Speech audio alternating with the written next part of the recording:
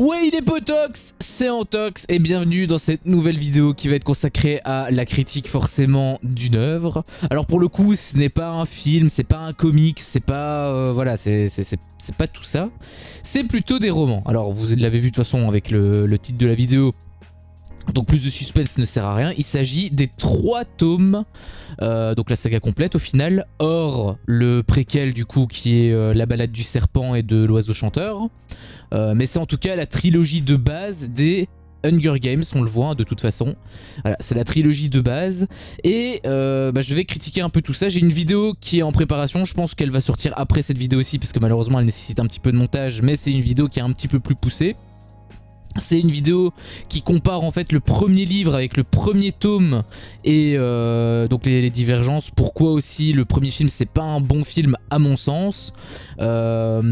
Mais voilà, il y aura pas mal d'exemples, je vais tout décortiquer de A à Z. Je pense que j'ai omis quand même quelques détails, mais au pire, bon, s'il y a des questions, j'y répondrai dans les commentaires, il n'y a pas de problème.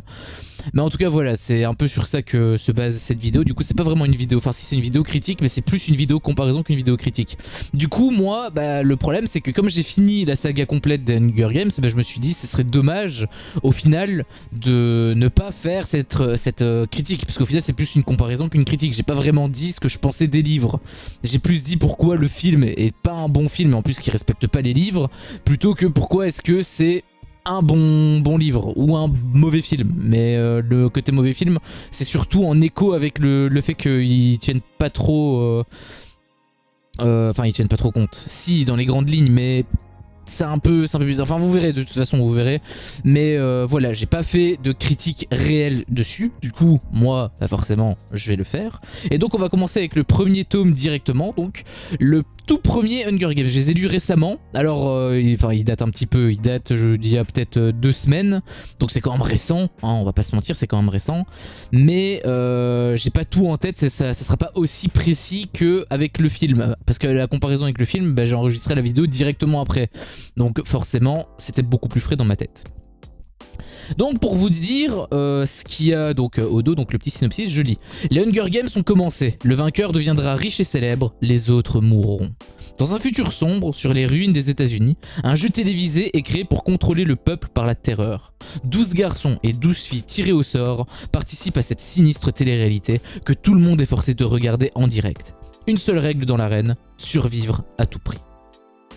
Quand sa petite sœur est appelée pour participer aux Hunger Games, Katniss n'hésite pas une seconde. Elle prend sa place, consciente du danger. À 16 ans, Katniss a déjà confronté plusieurs fois à la... Non pardon, je lis comme une merde. Katniss a déjà été confrontée plusieurs fois à la mort. Chez elle, survivre est comme une seconde nature. Voici du coup la 4ème de couverture de Hunger Games. Alors, enfin du premier tome de Hunger Games. Alors, qu'est-ce que j'en ai pensé de base, je connaissais déjà l'histoire, il faut déjà replacer le contexte. J'ai lu les livres après avoir regardé le premier film. Donc en gros j'ai regardé le premier film, je l'avais déjà expliqué dans ma vidéo comparaison. J'avais déjà regardé, enfin j'ai regardé le premier film, j'ai absolument rien compris, j'ai lu le livre et ensuite j'ai revisionné une 2e fois le film mais de manière plus poussée pour faire cette comparaison. Donc au final j'ai pas été surpris. Il y a quelques détails qui sont pas du tout d'ailleurs pareils, mais enfin, il y a certaines choses que j'ai appris dans le livre, mais voilà, il n'y avait pas l'effet de surprise voulu. Quand je l'ai lu, je me suis mis en tête que voilà, je me mets à la place d'un lecteur qui ne connaît pas du tout l'histoire. Et tout simplement j'ai adoré hein. Bon, les moments clés, on va dire les gros moments clés du film sont répercutés forcément dans le livre. C'est logique, c'est le support de base quand même. Mais c'est quand même beaucoup mieux foutu dans le livre. Je ne vais pas aller plus loin, vous regarderez la vidéo si jamais ça vous intéresse. Mais en tout cas voilà, le livre est 1000 fois mieux que le film. Je disais que c'était un mauvais film, je le pense. Le livre par contre, est-ce qu'il est mauvais? Est-ce qu'il est bon? En réalité, moi je le trouve absolument excellent. Déjà, juste pour expliquer des trucs que j'ai pas compris, 3/4 des trucs que j'avais pas compris, dans les 3 premiers chapitres, j'avais mes réponses. Le truc avec le pichet de pain, enfin la miche de pain, pardon, le pichet de pain, je suis vraiment un belge moi. La miche de pain qui le balance, pourquoi ça racontait dans le bouquin. L'histoire d'amour, elle est beaucoup mieux reflétée dans le bouquin parce qu'il y a quand même beaucoup de choses qui se passent, les liens se tissent vraiment au fur et à mesure, alors que dans le film on ne voit rien. Et il y avait quoi d'autre aussi? Ah oui, et dans le style d'écriture aussi, j'aime beaucoup. Déjà, il faut savoir que les 3 tomes, hein, de toute façon, forcément, on est du point de vue du personnage principal. Donc on est du point de vue de Katniss. C'est elle la narratrice en gros. Et donc tout ce que elle sait, c'est ce que nous on sait, mais ce qu'elle apprend, bah on l'apprend également. Et on n'a pas on n'a pas comment dire, on n'a pas un point de vue différent, on peut pas connaître ce qui se passe par exemple dans le Capitole, etc. Et je trouve ça vachement intéressant d'ailleurs, parce que par rapport au tout premier passage dans les jeux, dans l'arène, bah déjà le truc qui est quand même assez important, je pense qu'il faut souligner, c'est que Hunger Games, c'est les jeux de la fin. Donc fatalement, il fallait quand même qu'il y ait un minimum de survie, et dans le livre c'est très très bien retranscrit parce que les premiers combats ils arrivent pas tout de suite, enfin si, parce qu'il y a comment ça s'appelle, la place là, là où il a la corne d'abondance, là où il a le bain de sang en gros, là où ça commence, bah automatiquement oui, là il y a un bain de sang et il y a quand même des petits combats. Mais après celui-là, quand Katniss dégage de l'arène, là pour le coup ça prend un certain temps. On voit déjà qu'elle crève de soif à la mort et ça prend déjà du temps juste par rapport à cette phase. Et du coup c'est vachement plus intéressant que dans le livre, que dans le film, mais je ne vais pas m'attarder là-dessus pour la comparaison. Également, il y a certains obstacles que le Capitole crée qui ne sont pas dévoilés avant que la scène ait lieu. C'est-à-dire que quand il y a des trucs des boules de feu, bah on le découvre en même temps que Katniss. Quand il y a les chiens, on le découvre en même temps que Katniss. En fait, on découvre tout en même temps, ce qui donne un peu l'effet de surprise. Même si moi je savais ce que ça allait donner, ça donne quelque part un petit peu cet effet de surprise là quoi. Donc ça c'était par rapport aux jeux. Avant les jeux, il y a pas mal de choses qui sont expliquées que moi je n'avais pas compris par rapport au film. Du coup bah, j'étais très content en fait, j'étais même très content en fait. L'univers, parce que dans le film ça... Bon j'ai pas envie de faire plus de comparaison que ça, au pire allez voir la vidéo. Mais moi je savais pas vraiment ce que Panem était. D'ailleurs je savais même pas que c'était Panem en réalité. Je savais même pas que c'était les États-Unis, je pensais que c'était un monde imaginaire ou un truc ainsi. Au final non, c'est un truc qui est dans le futur, ça se déroule dans un futur supposé bien sûr. Mais voilà, c'est censé entre guillemets être réel, ou en tout cas c'est ancré dans notre réalité à nous, ça pourrait devenir réel. Et je ne savais pas que le Capitole était aussi suprémaciste, je sais pas si c'est le terme, était aussi tyrannique. Je savais pas que voilà, c'était tu fais un pas de travers, hop t'es zigouillé, je savais pas du tout que c'était ça. Dans le film, et c'est le dernier point de toute façon que je vais aborder par rapport au livre, quoique il en a peut-être un deuxième, mais c'est rapide. Dans le film j'ai pas compris ça. Moi dans le film j'avais même pas compris qu'elle crevait de faim.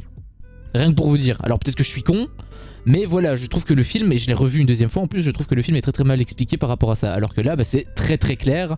Et quand j'ai lu ça, bah, pour le coup, j'avais déjà vu le film. Je vous ai dit, j'allais pas forcément avoir beaucoup de surprises. Et pourtant, bah, sur les trucs que je ne connaissais pas, bah, j'ai eu des surprises. Et en fait, en lisant, je me suis dit, ah mais c'est pour ça en fait qu'il y a eu ça. Ah mais ok d'accord. Et en fait là, j'ai commencé à créer les liens et je me suis dit, ok d'accord, en réalité, tout est logique. Enfin, dans le livre, tout est logique. Ce que j'ai aussi beaucoup apprécié, c'est la relation qui tisse en fait, Peeta et Katniss, puisque au tout début, elle le connaît à peine, elle l'avait juste vu, elle sait que c'est le fils du boulanger, mais ils ont jamais parlé plus que ça. Au final, ils se parlent et il y a une certaine évolution, parce qu'il a même un retournement de situation qui, bon là pour le coup je le connaissais avec les films, mais le point de vue de Katniss rend la chose complètement différente.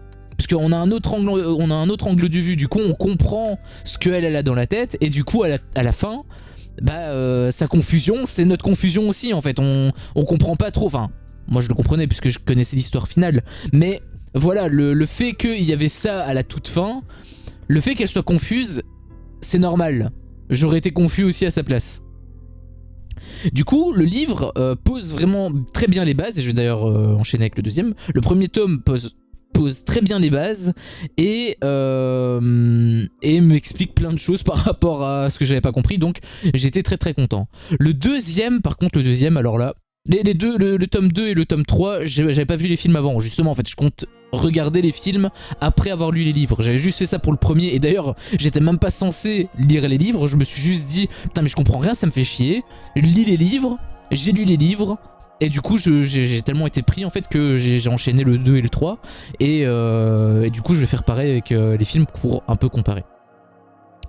Le deuxième livre, du coup, c'est ce que je voulais dire. Le deuxième et le troisième tome, je les avais pas vus. Enfin, j'avais pas vu le film avant. Du coup, là, la surprise, elle était la plus totale.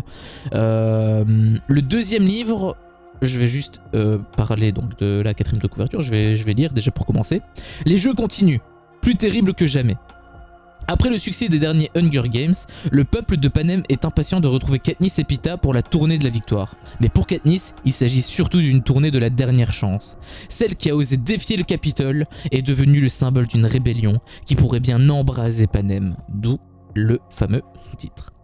Si elle échoue à ramener le calme dans les districts, le président Snow n'hésitera pas à noyer dans le sang le feu de la révolte. À l'aube des jeux de l'expiation, le piège du Capitole se referme sur Katniss. Alors je vais pas vraiment rentrer dans les détails, je vais pas rentrer dans le spoil non plus, je donne juste mon avis de manière assez grossière entre guillemets. Si vous voulez qu'on débatte un peu plus sur certains éléments de l'intrigue quitte à spoiler, moi j'ai pas de problème avec ça. Peut-être que je vais faire une deuxième partie, ou alors je fais une deuxième partie. Allez, je ferai une deuxième partie probablement, mais bon, en fait en soi, déjà rien que parler du tome 3, ça va forcément spoiler un petit peu le tome 2 et le tome 1, donc est-ce qu'on peut vraiment faire une partie spoil ou une partie sans spoil, je sais pas trop. En fait non, je pense que je vais quand même spoiler un petit peu. Je vais pas trop rentrer dans les détails, mais je vais quand même spoiler un tout petit peu. Ça pourrait paraître con, mais je me disais, par rapport à ça, forcément elle a gagné ses premiers Hunger Games, super. Comment le titre va se justifier sur le deuxième? Parce que oui, le titre c'est Hunger Games, du coup c'est une trilogie, il y a 3 romans. Comment faire pour que le deuxième tome justifie ce fameux titre-là? Et ben en fait c'est très simple, c'est tout simplement la nouvelle édition, tout simplement, hein, c'est très logique. Par contre, comment est-ce que Katniss pouvait retourner dans ces jeux-là? Ben en fait c'est grâce à l'expiation, donc il est écrit clairement là, l'expiation. Et l'expiation en fait c'est quoi? Ça par contre c'est pas indiqué, mais ils expliquent que l'expiation c'est tous les 25 ans, ils font une sorte d'édition, enfin ils ajoutent une règle pour mettre un peu d'épices, ce qui fait un peu un bonus. Et justement la règle c'est quoi de cette année-là? C'est du 75e du coup, ou du 75e pour nos amis belges ou suisses, c'est que en fait les tribus c'est les anciens vainqueurs des autres Hunger Games. Et là typiquement j'ai lu ça, j'ai gueulé dans ma chambre tout seul, je me suis dit oh non, enfin c'est génial comme idée justement, et je m'y attendais pas du tout. Du coup, j'étais vachement pris dès le début, hein. Dès le début forcément, quand tu termines le premier tome il se termine un peu, pas un cliffhanger, mais on va dire qu'il se termine sur quelque chose où t'as envie d'avoir la suite. C'est pas un cliffhanger réellement, c'est pas en mode, c'est pas dans l'action même, mais voilà, t'as qu'une seule envie, c'est de lire la suite. Et justement j'ai lu la suite, et d'ailleurs le début, j'ai tout adoré dans le livre. Le livre vraiment je l'ai surkiffé à la mort, au même titre que le premier d'ailleurs, mais vraiment celui-là, je pense c'est mon petit chouchou, je pense c'est mon préféré. Très sincèrement, je pense que le deuxième c'est mon préféré. J'ai absolument tout adoré en fait. J'ai tout adoré. J'ai adoré la relation qu'il y a avec Peeta, le fait que ça se développe davantage, même si au final c'est parti un petit peu sur de mauvaises bases par rapport à la fin du 1. Au final ça revient un petit peu, ça se retourne un petit peu même, et il y a quelque chose. Enfin c'est la relation en fait qu'ils ont, elle est juste trop mignonne. L'écriture aussi, j'ai beaucoup adoré l'écriture. J'aime en fait quand un chapitre donc commence, etc. et que quand ça se termine, on sait pas directement comment ça se termine. D'abord, elle décrit certaines choses, certaines émotions, etc.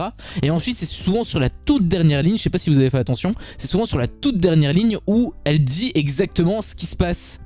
Et du coup le truc qui est assez gravissime, je vous donnerai un exemple avec ah ouais mais ça va être sur la fin, ça va être un petit peu con. Je vous donnerai un exemple peut-être avec le tome 1 si j'en retrouve un, mais du coup voilà, je trouve ça vachement prenant par rapport au chapitre de manière générale, et du coup ça soulève en fait plein de rebondissements, et ça c'est plutôt agréable. Moi en tout cas j'ai adoré le schéma un petit peu de l'histoire. Donc la relation qui s'approfondit avec Pita, moi j'ai absolument adoré. C'est mes deux personnages. Enfin déjà de base Pita c'est mon personnage préféré, mais dans les deux, enfin les liens qu'ils ont entre le lien pardon qu'ils ont eux deux, je les adore. Bon par contre ce que j'aime aussi c'est un peu le répondant qu'a Katniss. Ça j'adore à la mort. Et d'ailleurs c'est très drôle. Et du coup bah voilà tout simplement hein, les relations entre les personnages sont vraiment très bien. Un peu comme dans le premier, même si dans le premier il y a eu... Enfin c'était un peu... les alliés au final, bah, il n'y en avait que un. Alors que là au moins il y a plusieurs alliés. Et même ces personnages là sont approfondis typiquement. Finnick, au début je le détestais, un peu, je pense un peu comme tout le monde. À la fin de ce tome là, je l'ai adoré. Je voulais pas qu'il meure d'ailleurs. Je voulais pas qu'il meure par rapport à la fin des Hunger Games. Je me suis dit peut-être que probablement comme il y a un tome 3, peut-être que Katniss et Pita vont gagner encore une fois. Par contre comment est-ce qu'ils allaient gagner, ça j'étais bien curieux de le voir. J'étais très surpris justement de la fin également. La fin elle était vachement cool, même si elle était très courte, parce que l'explication à la toute fin c'était un peu balancé comme ça, ce qui est un peu dommage je trouve, parce que ça aurait été bien de laisser quelques indices. Alors peut-être que les indices ont été laissés, bah alors ils s'étaient très bien cachés hein, parce que j'ai absolument rien vu venir, à part forcément la phrase finale qu'elle se répète à elle-même à la toute fin. Mais comment d'ailleurs elle savait par rapport à ça. Enfin oui c'est un peu logique, mais je trouve que c'est un peu léger. Pour moi c'est un peu le seul défaut du livre, c'est que bah, au final les indices ils ont pas été laissés. Enfin en tout cas moi je les ai pas vus. Sinon tout le reste j'ai adoré, les personnages justement, même les secondaires au final j'ai adoré. Johanna je l'ai adoré, Max aussi, enfin bref tous les personnages je les ai surkiffés, les liens aussi entre eux, enfin pour moi tout est parfait dans ce tome 2, rien de plus à ajouter. Donc on va passer directement au tome 3 et du coup dans le tome 3 je vais lire quand même la fin. Donc là en fait pour le coup je suis un peu obligé de spoiler la fin du 2, je pense. Bon je vais quand même spoiler la fin du 2, donc on va dire alerte spoil pour... mais de toute façon ça sert un peu à rien si juste allez les lire en fait. Vraiment si vous êtes en version sans spoil, juste allez lire les livres, c'est une très bonne saga. Voilà je vous le dis directement sans spoil, je pense que je vais faire ça à partir de maintenant, je vais directement dire j'ai aimé, j'ai pas aimé, je vous le conseille, je vous le déconseille. Et ensuite on va rentrer dans le vif du sujet. Donc, bah, comme vous le savez, hein, parce que là je vais rentrer entre guillemets dans la version spoiler, enfin dans la partie spoiler. Donc, Katniss s'est libérée, on va dire, de son emprisonnement, sauf que par les rebelles du coup, sauf que Pita non, lui il est enfermé. Ça fait un peu penser à Matrix d'ailleurs, hein, ce petit passage là, il m'a beaucoup fait penser à Matrix. Là j'avoue que j'ai été absolument dégoûté. Enfin, je vais d'abord lire la quatrième de couverture. Je m'appelle Katniss Everdeen, je devrais être morte, maintenant je vais mener la révolte. Contre toute attente, Katniss a survécu une deuxième fois aux Hunger Games. Mais le Capitole crie vengeance. Katniss doit oh purée, j'arrive déjà plus à lire. Katniss doit payer les humiliations qu'elle lui a fait subir. Et le président Snow a été très clair. Katniss n'est pas la seule à risquer sa vie. Sa famille, ses amis et tous les anciens habitants du district 12 sont visés par la colère sanglante du pouvoir. Pour sauver les siens, Katniss doit redevenir le Gémoqueur, le symbole de la rébellion, quel que soit le prix à payer. Alors ça déjà, c'est plus par rapport aux deux hein, qu'on le développe, mais déjà par rapport au Gémoqueur, la signification, parce que je me suis dit en fait c'est un Gémoqueur, c'est toujours le même symbole, enfin le dessin est différent mais c'est quand même le même symbole sur les 3 livres. Du coup je me suis dit, qu'est-ce qu'il y a de si particulier cet oiseau, bon du coup c'est le Gémoqueur, on a compris. Et ben en fait justement c'est toute la symbolique du Capitole. Bon vous l'avez probablement lu aussi, mais du coup je vous apprends rien, mais voilà le fait que la symbolique du Gémoqueur c'est que c'est la seule espèce qui a, par rapport à l'espèce qu'ils avaient créée, donc qui avait été génétiquement modifiée, c'est la seule espèce qui a entre guillemets échappé au Capitole et qui a réussi à faire sa vie.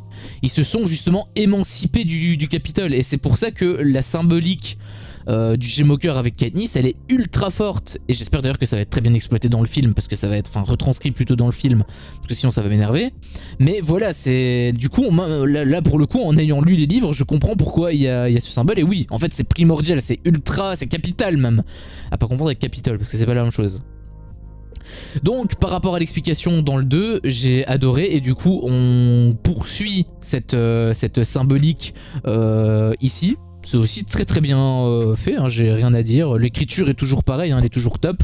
Donc j'ai vraiment adoré. Par contre, il y a plusieurs points que là je serais un peu plus mitigé parce qu'autant le premier je l'avais adoré, autant le deuxième c'est mon tome préféré. D'ailleurs j'ai même pas parlé par rapport au 2, mais dans le 2, la reine elle est juste oufissime. Autant dans le 3 j'étais un peu mitigé. Alors je l'ai pas détesté non plus. Je l'ai même plutôt... En fait c'est même pas que je l'ai plutôt apprécié, je l'ai apprécié. C'est juste qu'il y a deux passages, enfin un passage, enfin non c'est deux passages, mais le deuxième c'est pas vraiment par rapport à... C'est pas un problème par rapport à l'histoire. Il y a deux passages que j'ai pas trop aimé. Sinon le roman je l'ai adoré, en plus c'est la conclusion. Et elle se termine magnifiquement bien, j'ai versé ma petite larme, enfin bref.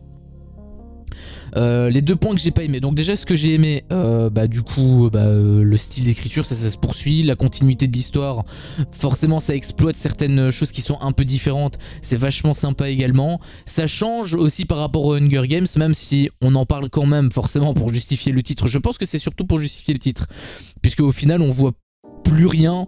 D'ailleurs la dernière version des Hunger Games, on n'en voit pas le bout. Enfin, je vous spoil peut-être entre guillemets un peu, mais bon, comme c'est dans les 20 dernières pages. Enfin, de toute façon, il y a que les spoilés déjà. Enfin, les spoilés, ceux qui ont déjà lu le livre. Donc, me faites pas dans les commentaires des remarques, hein, j'en ai rien à foutre.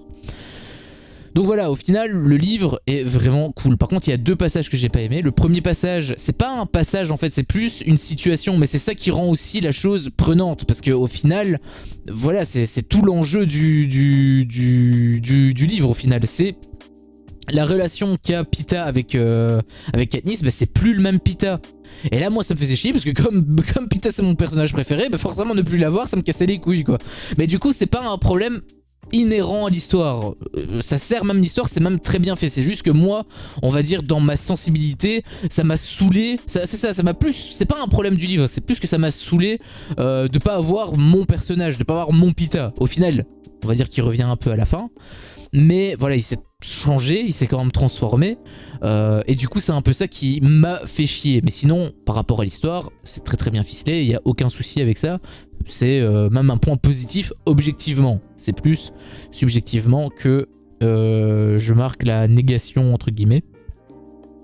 Même si négation c'est un grand mot, c'est pas comme si j'avais détesté non plus l'idée, j'ai bien aimé l'idée, c'est juste que je préférais avoir mon Peeta quoi, c'est tout.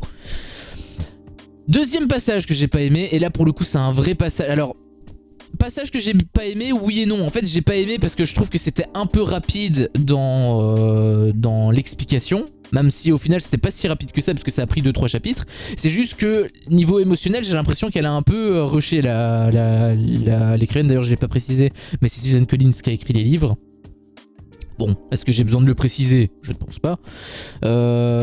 Mais en tout cas, voilà, j'ai l'impression que dans ce passage-là, je pense que peut-être vous avez le même avis que moi, peut-être que non. D'ailleurs, dites-le moi dans les commentaires, il n'y a pas de problème avec ça, on peut en débattre. Le passage en question, c'est le fait que... Voilà, le passage où ils sont au Capitole et où ils passent les rues et où ils se font un peu piéger, etc. J'ai pas aimé, pas par rapport au rebondissement, etc. Ce que je n'ai pas aimé, c'est le fait qu'il y ait des personnages qui sont quand même relativement importants, qu'on suit quand même depuis le début du livre, qui meurent, notamment certains personnages qui sont dans le tome 2, je parle notamment de Finnick. Et au final, en termes d'émotion, c'est beaucoup plus étouffé. Parce que forcément, ça se passe très vite, du coup, bon... Elle aurait pu quand même marquer la pause, elle l'a déjà fait plusieurs fois dans les 2 premiers tomes. Elle aurait pu marquer la pause pour justement alourdir le truc ou simplement mettre plus d'émotion. Par exemple avec Roux, elle avait mis un max d'émotion et c'était justement un truc mais qui était absolument génial en fait. Le truc de Mags, pour le coup le truc de Mags c'était un peu difficile à retranscrire parce qu'elle s'était pas attachée réellement Katniss. Elle n'a pas eu le temps de s'attacher alors qu'avec Roux oui. Même si au final Max, bon c'est la petite vieille gentille etc. Du coup forcément on a de l'empathie pour elle. Mais on pouvait pas vraiment s'attacher, on n'avait pas le temps en tout cas. Sauf à la toute fin où on découvre que Finnick et Mags, en fait que Mags c'est son entraîneur. Et du coup on comprend pourquoi elle a pris la place d'Annie. Et également pourquoi elle s'est sacrifiée littéralement pour Finnick. Et c'est ça qui rend le personnage touchant. C'est pas vraiment dans la mort qu'on a l'émotion, pas comme avec Roux par exemple. Avec Roux c'est dans la mort qu'on a l'émotion. Là on a l'émotion post-mort en fait.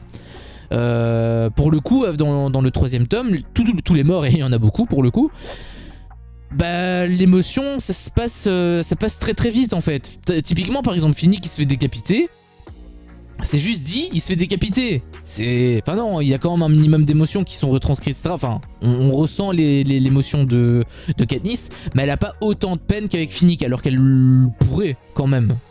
Puisqu'elle a quand même vécu pas mal de choses, en plus il l'a aidé, etc. Il aurait pu. Finnick, typiquement, je disais que mon personnage préféré c'était Pita, mais Finnick c'est l'un des personnages préférés aussi.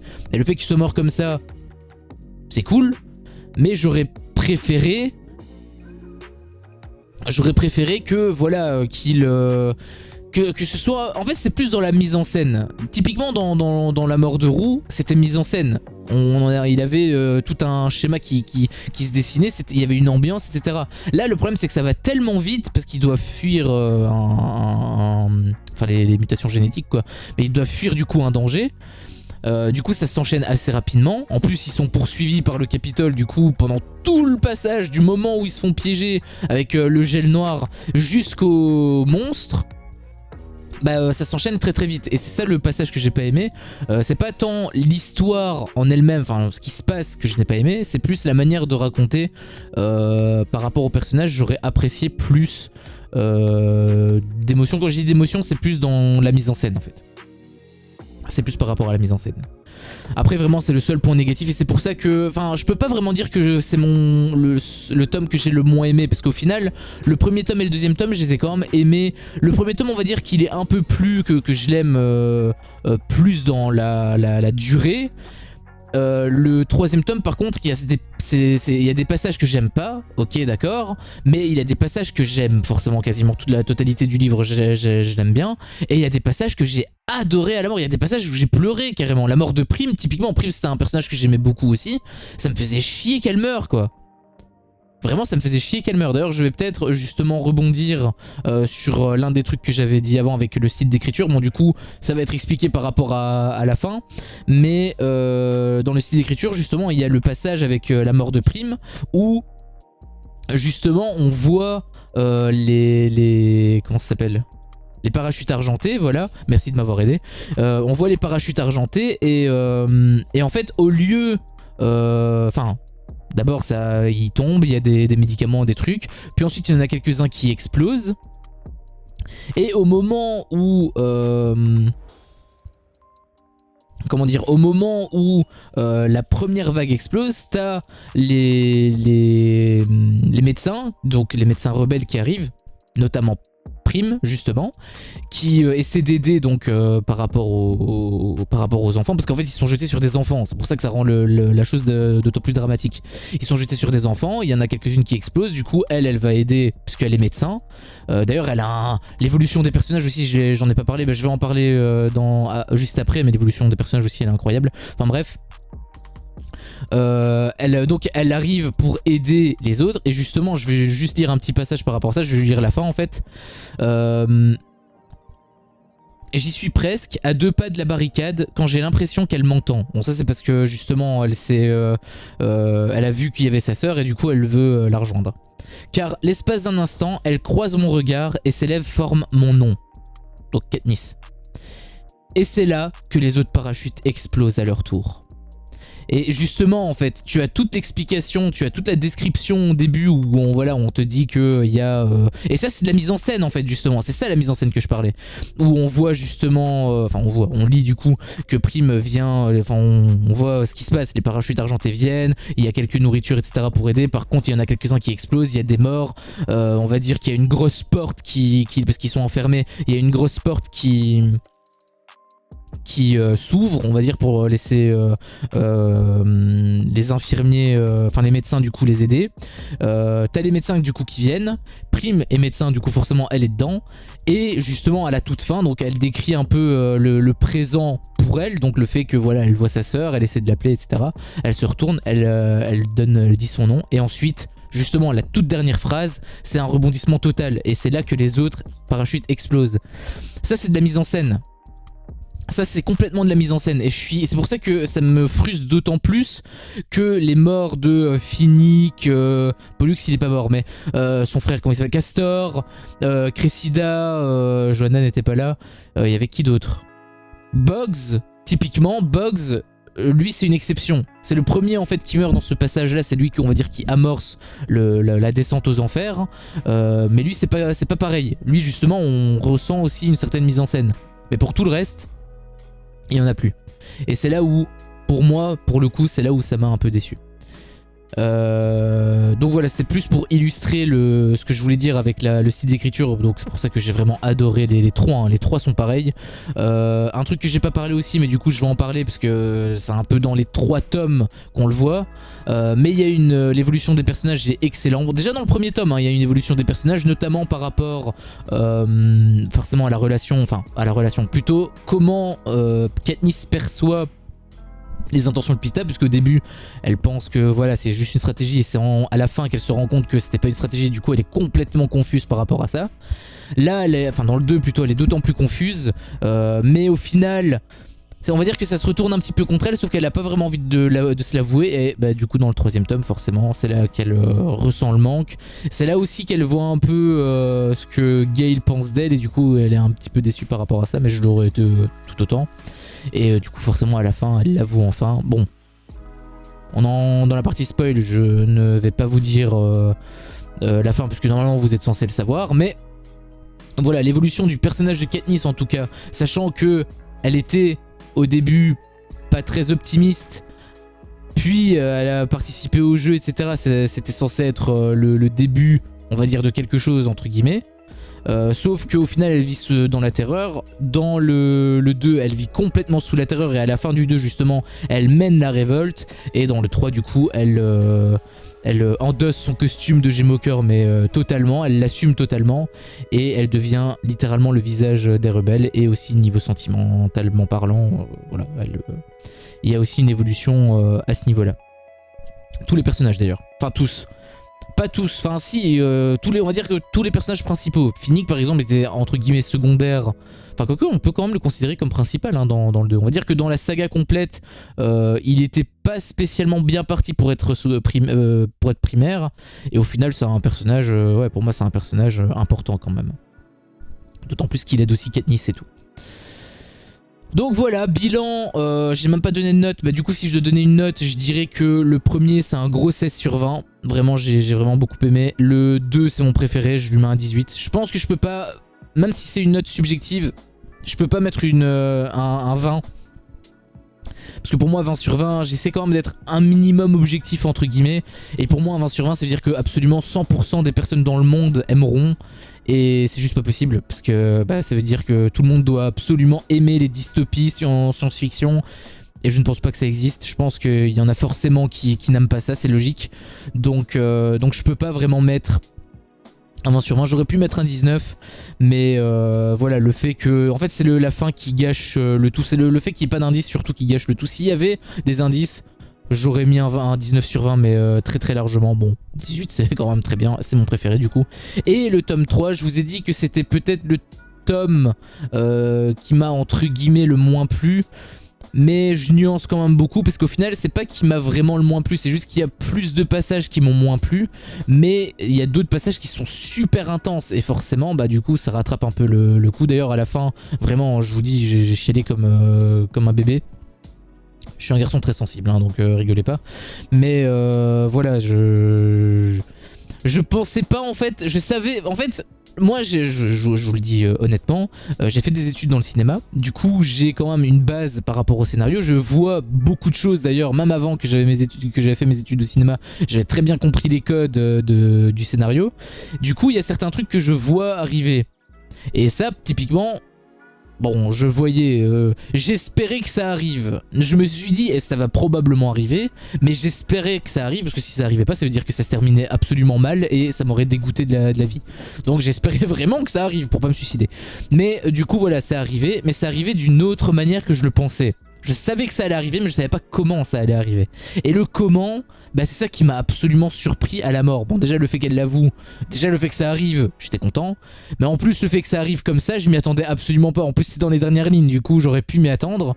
Mais voilà, en plus comment ça se prolifait sur la fin. Moi je me suis dit que ça va être une catastrophe, qu'elle va se suicider ou autre. Heureusement c'est pas arrivé. Mais la fin, comment elle se ponctue, voilà, j'étais obligé de verser ma petite larme. Donc au final, c'était il y avait le plus de passages, c'est là où il y avait le plus de points négatifs on va dire, mais je peux pas vraiment le mettre en dernier. Je pense que je lui mets quand même un 17. Pour moi le meilleur, pour moi mon préféré c'est le 2 par rapport à l'arène etc. Après il est quand même à côté, voilà, il est juste à côté. Le premier pour moi c'est peut-être celui que voilà, j'ai le moins aimé, c'est encore un grand mot. On va dire que c'est là où il a le moins de rebondissements. Après c'est pas, je peux même pas dire rebondissement parce qu'il y en a quand même. C'est juste que voilà, j'étais un peu, comment dire, j'étais complètement spoilé par les films. Du coup forcément j'avais plus trop l'effet de surprise. Mais sinon voilà. Globalement 16 pour le premier, 18 pour le deuxième, 17, mais dans tous les cas voilà, ils sont tous les trois mais absolument géniaux, c'est des très bons livres, je vous le conseille à 100%, si vous kiffez les histoires à rebondissement, si vous kiffez les histoires d'amour, ou si vous kiffez les dystopies, je pense que les trois vous iront très bien, enfin les 3 tomes du coup, donc la saga complète. Conclusion, la saga est incroyable, lisez-la, je vous la recommande à 1000% et je vous dis à la prochaine pour une prochaine vidéo. Ciao.